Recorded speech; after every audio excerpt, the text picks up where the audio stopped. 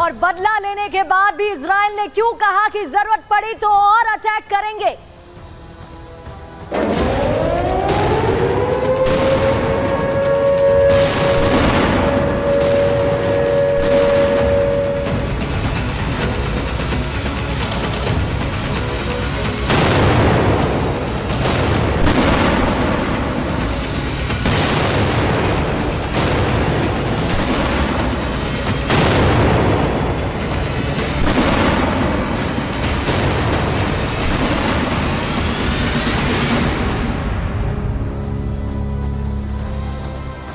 तो पिछले साल 7 अक्टूबर को इजराइल और हमास जंग की शुरुआत हुई थी, याद होगा आपको। लेकिन आग अभी भी नहीं थमी है। इस जंग की आंच यमन तक पहुंच गई है। यमन में दूरी है लेकिन आंच पहुंच चुकी है वहां तक। इजराइल ने यमन में घुसकर हूती विद्रोहियों पर एयर स्ट्राइक की है।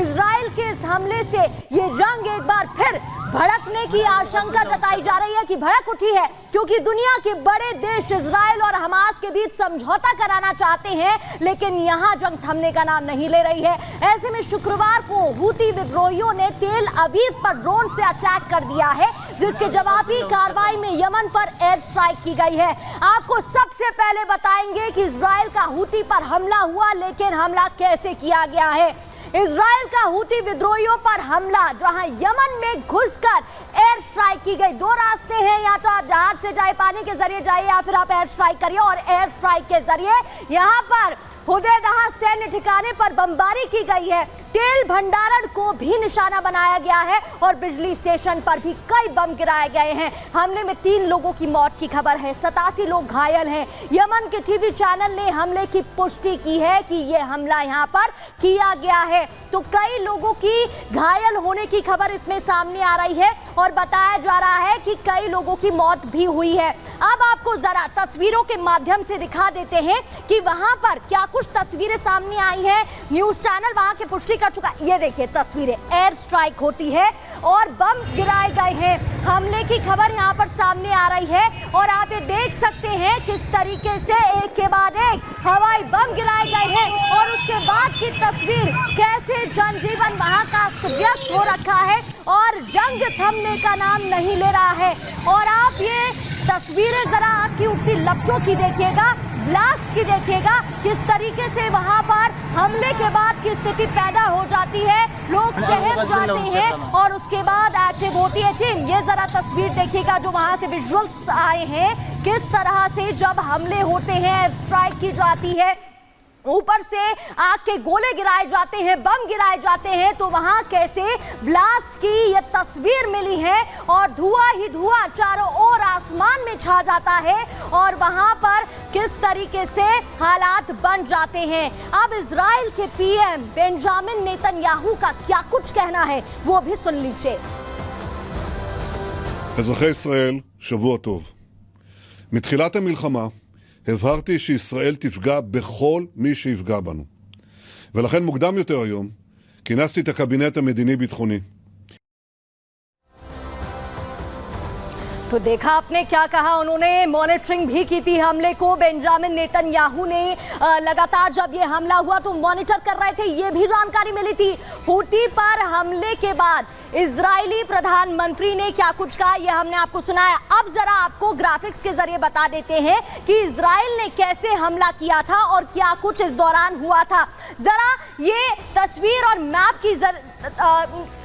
के जरिए समझने की कोशिश करिएगा कि ये इजराइल है। आप यहाँ पे समझ सकते हैं, बीच में ये वही पाथ है जहां पर व्यापार होता है। ये इजराइल है आपका, ये यमन है। दूरी बहुत है, यहाँ दूरी 1700 किलोमीटर की है, तो आप समझ सकते हैं कि दूरी बहुत है। यहाँ पर इजराइल आपका इस जगह पर है और नीचे आपका यमन है जहाँ हुदैदाह पर अटैक किया गया है। ये वही रीजन है जहाँ पर एयर स्ट्राइक हुई है। तो अब जैसा कि मैं आपको बता रही थी, 2 रास्ते हैं, या तो आप नीचे यहाँ पर जहाज से जाइए या फिर आप हवाई यानी कि एयर स्ट्राइक कर सकते हैं, जो यहाँ रास्ता अपनाया गया है और एयर स्ट्राइक की गई है। तो एयर स्ट्राइक हुई है, दूरी यहाँ पर 1700 किलोमीटर की है और इजराइल ने यमन पर जो हुदैदा रीजन बताया जा रहा है वहां पर हमला किया है, बम छोड़े हैं, स्ट्राइक की गई है।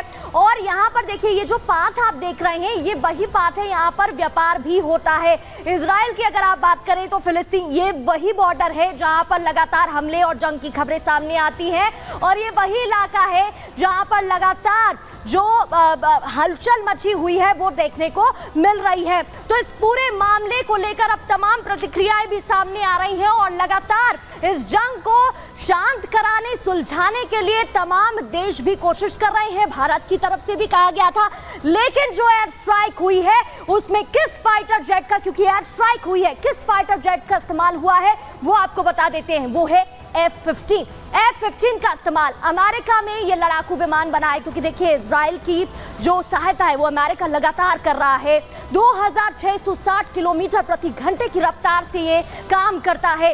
ऑल वेदर मटेरियल इसमें लगाया गया है, कोई भी वेदर हो ये सही से काम करेगा। स्ट्राइक फाइटर हवा और जमीन पर वॉर में सक्षम है, यानी कि ये वॉर फ्लोर की बात करें, जमीन की बात करें या हवा में भी सक्षम रहता है फाइट के लिए, लड़ाई के लिए।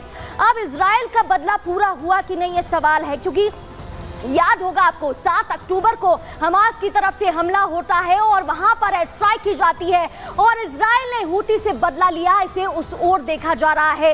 हूती ने इजराइल पर हमला किया था, वो तस्वीर आपको याद होंगी, और शुक्रवार को ड्रोन से अटैक किया। हमले में एक इजरायली की मौत हुई है और 4 इजरायली नागरिक घायल हुए हैं, ये भी जानकारी है। अब तक 200 बार हमला कर चुकी है हूती। इजराइल ने हूती पर जवाबी कार्रवाई की है और इजराइल की तरफ से ये बदला लिया गया है, कहा जा रहा है। बोला ये भी क्या है कि अगर जरूरत पड़ी तो फिर से हमला करेंगे, हम रुकेंगे नहीं।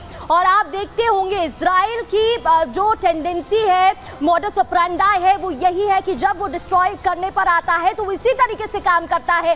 अब हूती क्या करेगा, क्योंकि हूती भी चुप बैठने वालों में से नहीं है, तभी तो ये जंग इतना लंबा समय हो गया चल रही है। इजराइल के हमले से हूती भड़केगा और ईरान की मदद, ईरान जो आप मैप देख रहे थे जस्ट ऊपर, वहां मदद ले सकता है और फिर उसकी मदद से हमला कर सकता है। हूती विद्रोहियों को हथियार दे रहा है ईरान, ये भी जानकारी है कि ईरान हथियार सप्लाई करता है जिससे उसको मदद मिलती है। इजराइल पर हमले के लिए हथियार दिए जा रहे हैं। ईरान ने हूती पर हमले की निंदा की। इजराइल ने ईरान को चेतावनी भी दी थी, क्योंकि जो ये खबरें मिल रही थी कि जिस तरीके से मदद हो रही है, आदान प्रदान हो रहा है, सप्लाई हो रही है हथियार, उसको लेकर कहा था। इजराइल के हमले पर हूती विद्रोहियों का जवाब भी सामने आया। क्या कहा सुनिए। عدوانا غاشما على محافظة الحديدة، حيث استهدف بعدة غارات محطة الكهرباء التي تغذي مدينة الحديدة الساحلية।